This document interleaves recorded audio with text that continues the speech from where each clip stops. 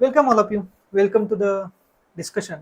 आज मी हा छोटासा एक व्हिडिओ शूट करतोय ज्याच्यामध्ये मी समरी ऑफ नेशन स्टेट टाकतो. म्हणजेच लास्ट लेक्चरमध्ये काय झालं याच्यात थोडक्यात तुम्हाला समरी. सो याने काय होईल, तुमची फास्टमध्ये रिव्हिजन होईल. सिम्पल. आपण लास्ट लेक्चरमध्ये बघितलं की मॅकॅव्हलीच्या नेशन स्टेट कसं इमर्ज झालं. मग नेशन स्टेटचं इमर्ज होण्यासाठी तुम्हाला समजून घ्यावं लागेल एन्शियंट मिडिवल आणि modern European history. So ancient हिस्ट्रीमध्ये काय होतं, एन्शियंट युरोपियन हिस्ट्रीमध्ये ग्रीक स्टेट्स होते ज्यांना सिटी स्टेट्स म्हटलं जायचं, जे फेडरल रिपब्लिक्स होते, विलेज रिपब्लिक्स होते, फेडरल लेवलला होते, डिसेंट्रलाइज ऍडमिनिस्ट्रेशन होतं, शहरात लेवलला ऍडमिनिस्ट्रेशन होतं, रिलिजनचा पगडा फारसा नव्हता एक्सेट्रा. पण जेव्हा तुम्ही मिडिवल एजमध्ये याल तुम्हाला लक्षात येईल की मिडिवल एजमध्ये एम्पायरिझम आलं. हे सिटी स्टेटची जागा घेतली एम्पायर्सने, मोठे मोठे एम्पायर्स. आणि हे मोठे एम्पायर्स रन करण्यासाठी तुम्हाला लागत होत्या दोन गोष्टी. एक, तुमच्या खालचे उपअधिकारी. मग ते उपअधिकारी नेमावं लागले लाईक फ्युडल लॉर्ड्स. आणि त्या उपअधिकाऱ्यांबरोबरच तुम्हाला गरजेचं होतं ते म्हणजे युनिटी, एम्पायर एकत्र आणण्यासाठी. आणि ते प्रोव्हाइड केलं रिलिजननी, चर्चने.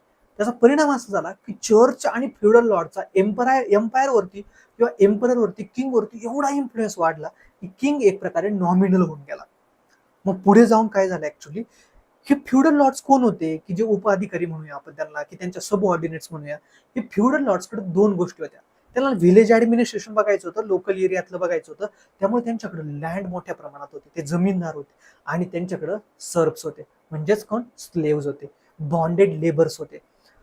चर्चकडे काय होतं, चर्चचा एवढा मोठा राजावरती इन्फ्लुएन्स होता. आणि काय होता इन्फ्लुएन्स, इव्हन चर्च पॉलिटिक्समध्ये पण काय इन्फ्लुएन्स करत होतं, तर दोन गोष्टींमुळे. आणि त्यातली पण मेन गोष्ट होती सक्सेशन मध्ये इंटरव्हेन्शन करून. आणि दुसरी तर मी नेहमीच सांगितलीच की युनिटी ठेवण्यासाठी रिलिजन कामा येत होतं. सो ह्या सगळ्या गोष्टीतून लक्षात आलं की एक नवीन वर्ग निर्माण झाला होता, मर्चंट क्लास, मिडिवल हिस्ट्रीमध्ये, की जो रेनिसन्सचा प्रॉडक्ट आहे. ते मर्केंटलिझम एवढं प्रमोट झालं, त्यांचं प्रॉफिट यायला लागलं. आणि यांना आता कॅपिटलिझम प्रमोट करण्याची गरज वाचू लागली. आणि त्याचं नेक्स्ट लॉजिकल कन्क्लुजन होतं इंडस्ट्री. आणि इंडस्ट्री स्थापन करण्यासाठी तुम्हाला पाहिजे. सो कॅपिटलिझम म्हणजे काय, प्रॉफिट मेकिंग, अर्बनायझेशन, इम्पेरियलिझम. त्याचा इंडियात कसा इम्पॅक्ट झाला, ह्या सगळ्या गोष्टी आपण ऑलरेडी बघितल्या. आता लिमिट राहते करतो या व्हिडिओमध्ये स्वतःला नेशन स्टेटवरती. सो आपण पाहिलं की कशा प्रकारे कॅपिटलिझम मुलांना जास्तीत जास्त प्रॉफिट करण्यासाठी एक्सपान्शन करणं गरजेचं होतं. आणि त्यासाठी कोणतेही कॅपिटलिझम एक्सपान्शन करण्यासाठी, भांडवलशाही वाढण्यासाठी चार गोष्टींची गरज आहे: land, labour, capital, entrepreneurship. Land, labour कोणाकडे होते, फ्युडल लॉर्ड्स, जमीनदारांकडे होते. कॅपिटल त्यांनी जनरेट केलं होतं मर्कंटाईलशिप मधून, म्हणजे व्यापारामधून. आणि एंटरप्रिनरशिप म्हणजे स्वतःची होती त्यांची.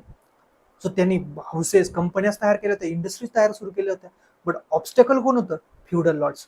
दुसरं ऑब्स्टॅकल कोण होतं, चर्च. कारण का, चर्चचं ऑर्थोडॉक्स नेचर, हे जे पोप आहेत ना, हे कंट्रोल करत होते. प्लस मल्टिपल ऑथॉरिटीज झाल्या होत्या, पॉलिटिक्समध्ये अननेसेसरी इंटरफेअर करत होते. किऑस माजला होता सगळा, कारण चर्च इंटरफेअर करत होते म्हणून. भ्रष्टाचार होते, करप्ट झाले होते चर्च आणि पोप सगळे. त्यातूनच प्रोटेस्टंट निर्माण झाले होते आणि त्यातला क्लॅश पण निर्माण झाला होता. आणि मग काय गरज पडली यांना, लँड, लेबरची गरज पडली, जे फ्युडल लॉर्ड्सच्या अगेन्स्ट. त्यांनी मदत कोणाची घेतली, जे bonded labours, workers, equality, French revolution सारख्या कन्सेप्ट आल्या, त्यांना फ्रीडमचं आमिष दाखवण्यात आलं. आणि ही रिव्हॉल्युशन मोठी झाली कॅपिटलिझमची. त्याचा परिणाम असा झाला, त्यांना एक सेंट्रल ऑथॉरिटी इस्टॅब्लिश करायची गरज पडली की जी सुप्रीम असेल, जी लॉ मेकिंग असेल. कारण कॅपिटलिझम चालतं प्रॉफिट आणि कॉन्ट्रॅक्ट बेसिसवरती.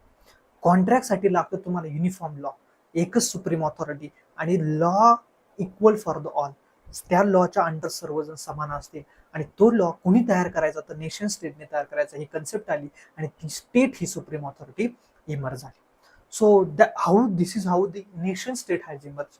आता मग या सर्व नेशन स्टेटच्या इमर्जन्समध्ये कशा प्रकारे मॅकॅव्हलीनी काय भूमिका बजावली, ते मात्र आपण नेक्स्ट लेक्चर मध्ये बघणार आहोत, जे की मी उद्या रेकॉर्डेड किंवा लाईव्ह स्वरूपात टाकेल.